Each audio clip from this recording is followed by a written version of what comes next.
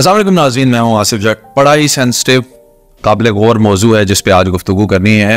मौजू है कि क्या रसूल अल्लाह सल्लल्लाहु अलैहि वसल्लम का आखिरी खुतबा हज्जतुल विदा का खुतबा रीस्टोर किया जा सकता है? क्या आका अलैहिस्सलातु वस्सलाम की आवाज हम सुन सकेंगे?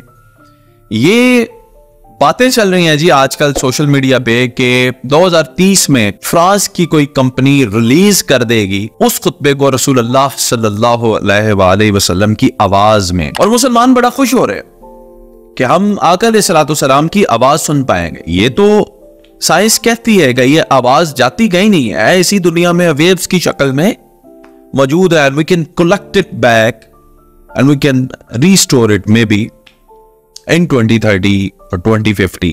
लेकिन मैं मुसलमानों से चंद सवालात पूछना चाहता हूं और अपनी चंद गुजारिशात इस कंटेंट के हवाले से पेश करना चाहता हूं। सबसे पहली चीज ये है कि क्या ये वही फ्रांस है जिसने आका अलैहिस्सलातु वस्सलाम के नाउज़ बिल्लाह अस्तगफिरुल्लाह हाके बनाए? वही फ्रांस है जिसके अंदर मुसलमानों को बड़ी हकारत की नजर से देखा जाता है, बुर्का पहनने को मायूब समझा जाता है। आप सब जानते हैं, मैं क्या बयान करूं इस बात को। अगर यही फ्रांस है और इस पे मुसलमान बड़े खुश हो रहे हैं, तो ये तो किसी भी शख्स की आवाज को कह देंगे कि ये रसूलुल्लाह सल्लल्लाहु अलैहि वसल्लम की आवाज है, और फिर उस खुतबे में कुछ भी बोलेंगे और आपको कहेंगे कि आपके नबी अलैहिस्सलातु वस्सलाम तो ये कहते थे, और मुसलमान जो है फिर क्या करेंगे?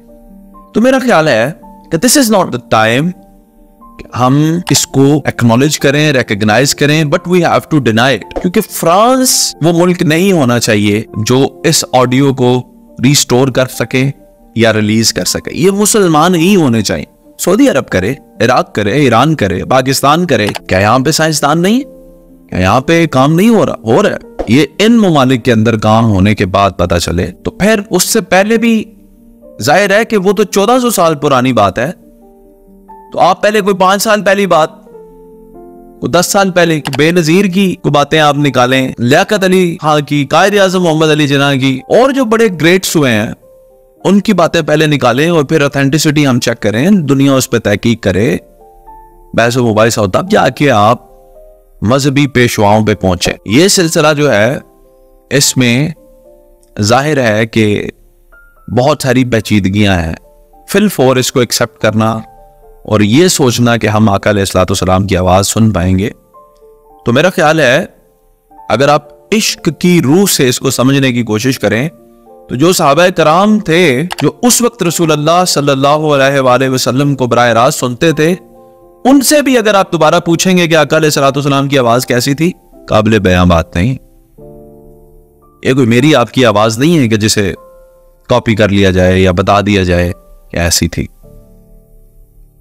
तसव्वुर करना भी मुश्किल है मेरे आका की आवाज को। तो ये सारा मामला जो है ये पेचीदगियों की तरफ जाता है, सवालात उठते हैं। तो मुसलमानों को अवेयर रहना है कि हमें किस तरह से दीन लेना है। कुरान मजीद फुरकान हमीद आपके पास है और ये एक मुकम्मल किताब है।